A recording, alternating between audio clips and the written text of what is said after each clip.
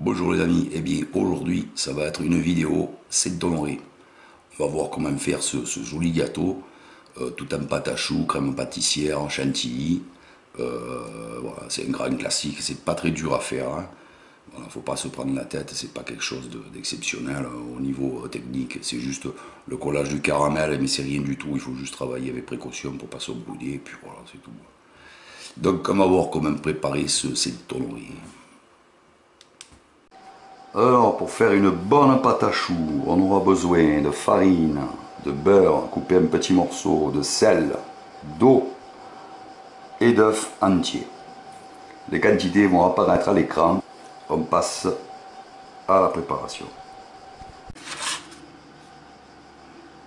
Alors, première étape, on met l'eau.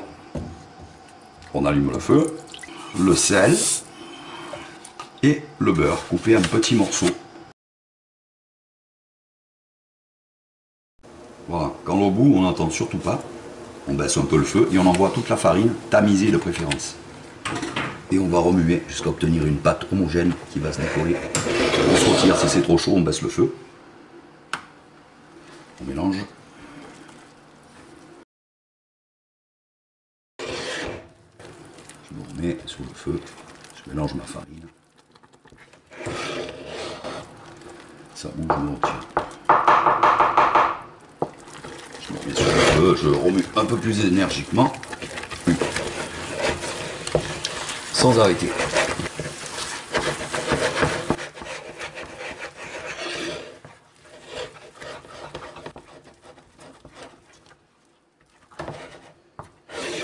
Et on va, comme ça, à ce mouvement, pour abattre la pâte d'un côté. Et puis inversement.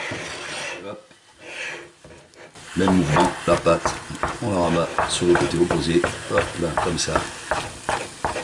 Et là, peu à peu, on va obtenir une pâte homogène. Ça va être très rapide.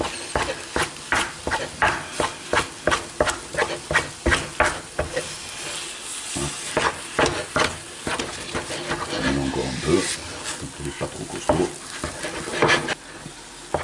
Pour que la pâte se détache toute seule du récipient.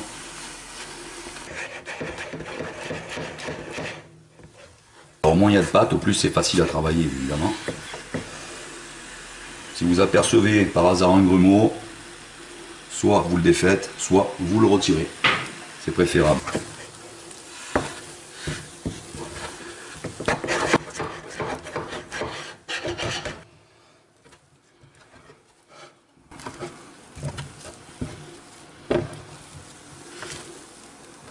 Quand la pâte boule comme ça, on peut dire qu'elle est prête, qu'elle est assez desséchée.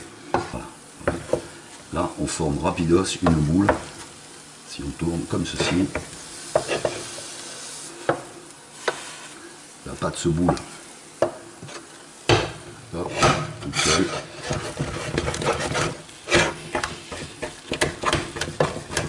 Alors pour ça, il n'y a pas de temps, hein. Évidemment, c'est tout à l'œil.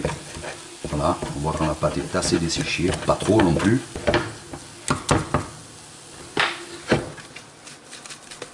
Et quand on secoue comme ça, on voit qu'elle se décolle correctement. Elle se décolle seule et elle boule. On va passer à l'étape suivante. On débarrasse sa pâte dans un autre récipient. Donc moi ici, je vais travailler dans le batteur avec la feuille. Si chez vous, vous n'avez pas de batteur et de feuille, vous travaillerez dans un autre récipient, vous débarrassez et vous allez incorporer les œufs un à un, pas au batteur mais à la spatule en bois, on continue, pas au fouet. Voilà la pâte prête dans le batteur. On va attendre juste une petite minute pour la laisser un peu respirer et on commencera à joindre les œufs un à un. Allez, on va à toute petite vitesse incorporer un à un les œufs. On va tout doucement, ou alors on fait ça à la spatule en bois, comme je vous ai dit, si on n'a pas de batteur et de feuille.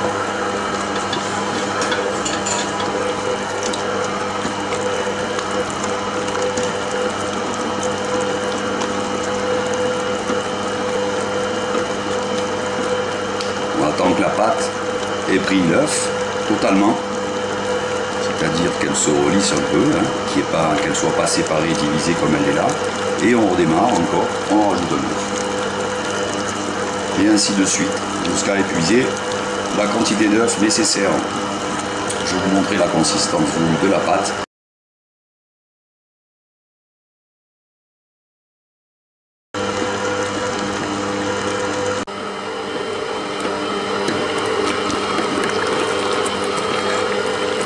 Voilà.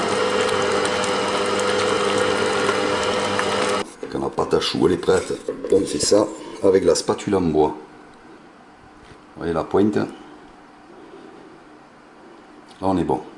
Alors, pour essayer de tonorer, je prends une poche à douille unie, comme ça, pas trop grosse. J'ai étalé une fonte de pâte à tarte sucrée ou pâte brisée, parce que je préfère, c'est plus robuste. La tradition veut de mettre un fond de pâte feuilletée. Donc vous avez le choix, ça marche très bien avec un fond de pâte à tarte aussi. Je le découpe à peu près, hein, je prends mon modèle comme ça, avec un cercle à manquer par exemple. Voilà. Hop, l'excédent, j'en ferai autre chose. Et maintenant, je vais faire le pourtour avec ma pâte à choux.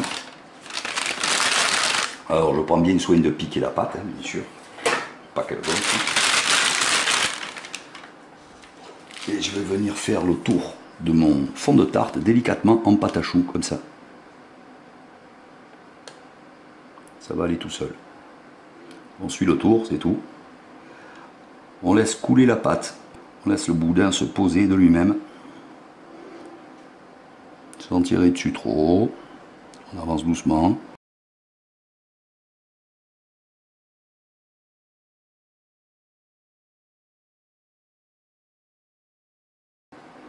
On vient coller, tac, et on tire un coup sec. Ça, c'est pas grave. On va faire quelques petits choux à côté pour le garnir. Donc on va procéder comme ça. Là par contre on appuie pour aplatir un peu le chou. Ceci.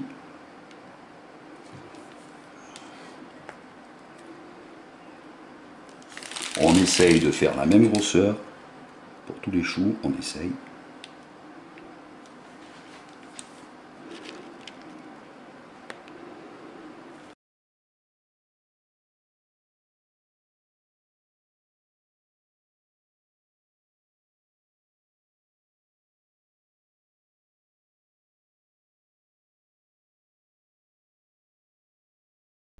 Alors, un jaune d'œuf, une pointe d'eau seulement. Un jaune d'œuf et j'ai mis à peine, il y a un peu de blanc qui est tombé et je rajoute une pointe d'eau. Pointe d'eau pour qu'il coule un peu, qu'il soit pas trop épais. Ça en fait passer moins et ça suffit pour ce qu'il faut. Sinon on a un truc épais dessus, c'est pas forcément positif. Alors je vais tamponner juste tac tac tac comme ça un petit peu. Mes choux, un peu partout, je tamponne, c'est tout. Avec un trempage de pinceau, je fais presque tout, hein, de toute façon. Voilà. Je récupère s'il y en a trop, là il y en a trop, donc je récupère.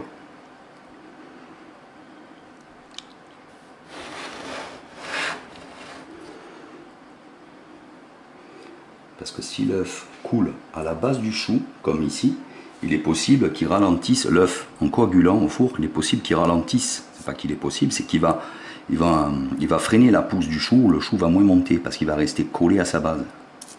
Donc on évite surtout de trop charger en œuf. C'est l'erreur à ne pas faire, aussi entre autres. Voilà. Ensuite on prend une fourchette, je ferai le tour après de l'autre. On prend une fourchette comme ça et on va faire 1, 2 comme ça. Tac. Ici on verra mieux. On va juste tamponner comme ça pour égaliser le haut du chou. Là, là, comme ça. Tac, on fait un croisillon tout simplement et on égalise. Tac, tac. 2 coups de fourchette, un coup dans un sens, un coup dans l'autre. Voilà, ça suffit, pas plus. Et on va enfourner. Et on va dorer d'abord le Saint-Honoré aussi, bien sûr. Sans appuyer, hein, qu'on ne perde pas le volume qu'on a surtout, ce qui est joli, hein, bien sûr. Voilà.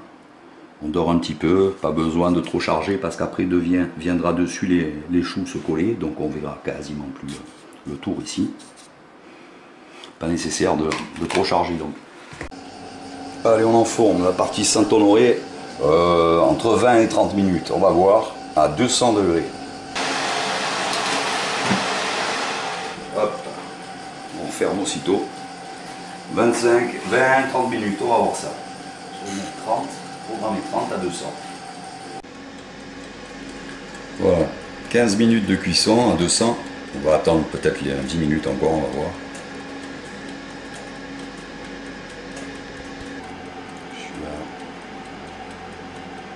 Je suis à 20 minutes. C'est légèrement bronzé. S'il n'y avait que les choux, je laisse sécher un peu encore. Il faut laisser sécher les choux parce que c'est un inconvénient de la pâte à choux si on ne laisse pas sécher un peu. C'est-à-dire qu'on va bien les dorer quand même, mais à 200, hein, pas plus. Et on les sort bien dorés, comme ça on s'assure que la pâte est bien séchée, même à l'intérieur, pour éviter qu'ils retombent. C'est l'inconvénient des choux. Si on fait ça, il n'y a pas de souci. Donc voilà, je vais arrêter mon four maintenant. Et je l'ouvre. Ça va avoir pour effet de faire sortir la vapeur. Et en faisant sortir la vapeur, ben, j'ai pas d'humidité dans le four. Les choux vont sécher correctement.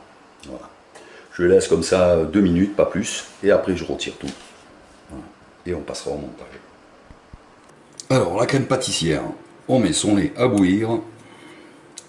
On prend une gousse de vanille. Qu'on va couper en deux et gratter. On gratte les graines. Et on met quand même le bâton dedans. Vous allez avoir, je fais plus de pâtissière, j'en ai besoin de plus que pour notre recette là. Donc vous allez avoir les quantités qu'il faut pour faire environ 16 choux, 16 éclairs, un Saint-Honoré, machin, à l'écran qui vont apparaître. Voilà. Ça sera un demi-litre pour vous. Donc ne vous fiez pas à ce que je cuisine là, la technique est la même par contre. Il n'y a que les quantités qui changent. J'ai des œufs entiers que je vais blanchir avec mon sucre. Presque tout le sucre. Et j'en mets une petite partie dans le lait pour éviter que le lait accroche. Je blanchis mes œufs entiers avec le sucre. Je fouette.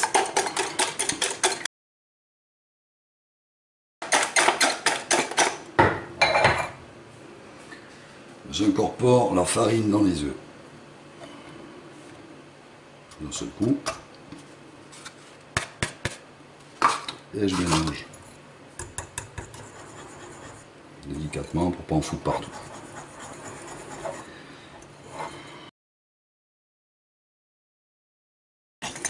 Avec le fouet, on lisse comme si on faisait une pâte à crêpes, tout simplement. Pour avoir le moins de grumeaux possible. On fouette encore un petit coup.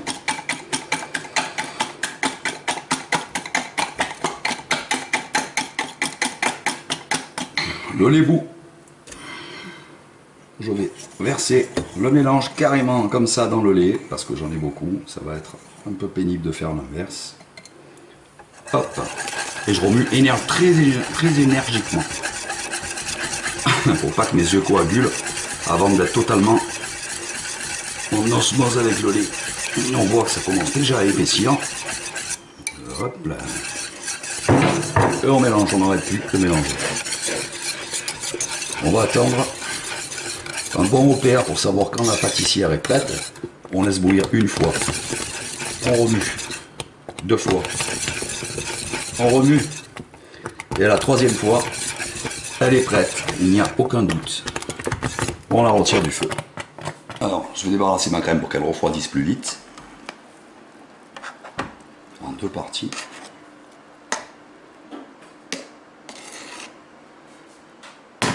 Donc je vous rappelle que j'en ai fait plus moi parce que je fais plus de gâteaux que je monte sur la recette ici. Donc voilà, ici j'ai à peu près un demi-litre. Alors quand la crème est prête, on prend le chou, Hop, on fait un petit trou avec par exemple une toute petite douille dessous. Petit trou juste comme ça. Ça suffit, pas plus. Alors, pour remplir, c'est chaud à la crème. C'est très simple. On prend une mini douille comme ça, petite ouverture, cannelée ou pas, c'est égal. On remplit sa poche de crème pâtissière.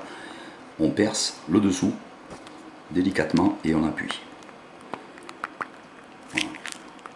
Et on sent quand le chou est plein, on le voit la crème apparaître dans le trou et on sent qu'il est plus lourd. On va garnir le fond de la tarte, le fond de pâte ici avec de la crème pâtissière. Comme ça, vanille, nature. On finira avec la chantilly après bien sûr. On va y aller délicatement, pas briser le fond de tarte, la pâte à choux autour.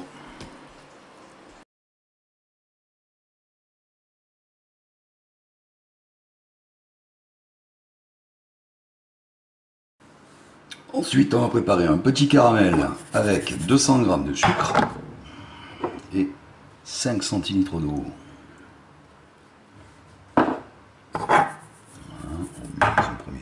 Juste un petit peu que l'eau engloutisse le sucre, un petit peu. Et on va cuire ça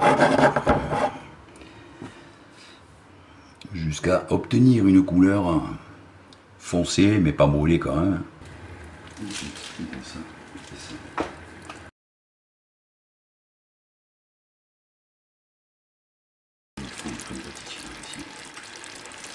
Alors, le caramel commence à bronzer.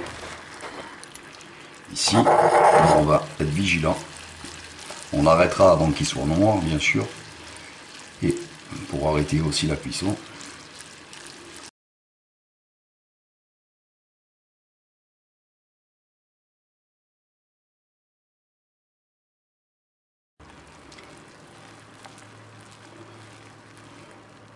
Voilà, ça suffit. Il a une bonne couleur. On le met dans l'eau. Enfin, la casserole. On trempe la casserole dans l'eau pour arrêter la cuisson. C'est tout. Voilà. Comme ceci. Alors on trempe un peu. Comme ça. Hop. Et on pose sur le papier sulfurisé. Trempe délicatement du bout des doigts dans le caramel. On égoutte un peu. On pose sur le papier sulfu. Quand ça refroidit, ça se décolle.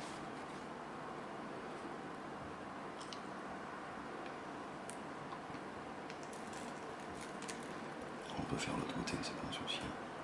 Attention aux doigts de ne pas les tremper dedans en même temps. Ça serait dommage pour vos doigts. Il faut quand même faire rapide parce que le caramel après il durcit. Il faut qu'on puisse le travailler jusqu'au bout. Pour le coller sur le tour aussi du chouchou belly. Alors je vais remettre mon caramel un petit peu sur le feu pour le reliquéfier tout simplement. Quelques secondes, hein, ça va très vite. Voilà, on a juste reliquéfié hein, sur le feu avec un couteau, on remue comme ça. Je vais terminer mes choux qui sont pas bien faits, qui sont pas beaux, parce qu'ils ont pas assez de caramel. Tac. Tac tac, voilà, comme ça, qu'il y en ait assez, que ce soit bien doré. Et on va commencer à coller tout de suite les choux qui sont prêts, ici. Un petit coup encore, celui-là aussi quand même. Ah, ouais. Encore un petit coup là. Alors, je vais maintenant coller les choux, comme ça. Je prends l'autre sens. Je trempe un peu dans le caramel. Ici, hop, je laisse quelques secondes, ça devrait aller très vite. En face, tac.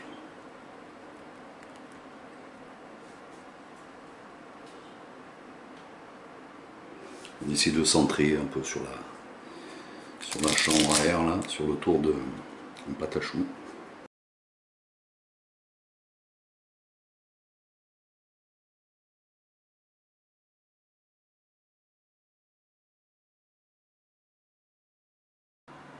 Et pour terminer notre Saint-Honoré, un peu de crème liquide fouettée Celle-là monte très bien, je vous la recommande. Fraîche, hein, toujours en mettre bien au frais. Hein. Et la cuve, si possible, du batteur aussi, pour ne pas avoir de soucis, surtout en été. On met à monter sans rien. Et on sucrera après. À fond, le ballon.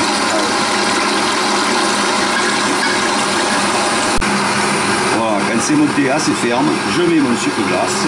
Vous allez avoir les quantités aussi, hein, de toute façon. Je laisse mélanger quelques secondes et j'arrête tout. Voilà, ça suffit. Et voilà, le cèpe honoré garni de sa crème. Et évidemment, j'ai oublié de filmer quand j'ai mis la crème, de rallumer la caméra. Donc j'ai juste garni une poche à douille et j'ai nappé le milieu, hein, tout le vide de crème. Le petit filet marron, c'est du caramel liquide que j'avais rajouté, qui a été absorbé, parce que là, on est demain. Donc, je l'ai terminé hier. J'ai oublié de filmer quand j'ai terminé. Et le caramel, bien sûr, mettez-le un moment avant de servir. Le caramel liquide, c'est mieux. Voilà. Au moins, il n'est pas absorbé quand on le met quelques heures avant seulement d'être consommé. Voilà, les amis, j'espère que ça vous aura plu. Moi, je me suis régalé à faire ce gâteau. Et je vous dis à bientôt pour une prochaine vidéo. Ciao, bon appétit à tous. Et bonnes vacances.